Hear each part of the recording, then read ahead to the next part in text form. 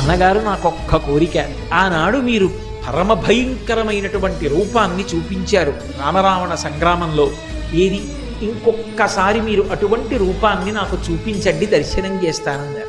ఎప్పుడో జరిగిన రూపం ఇప్పుడు ఎందుకు లేవయ్యా, ఊరుకో.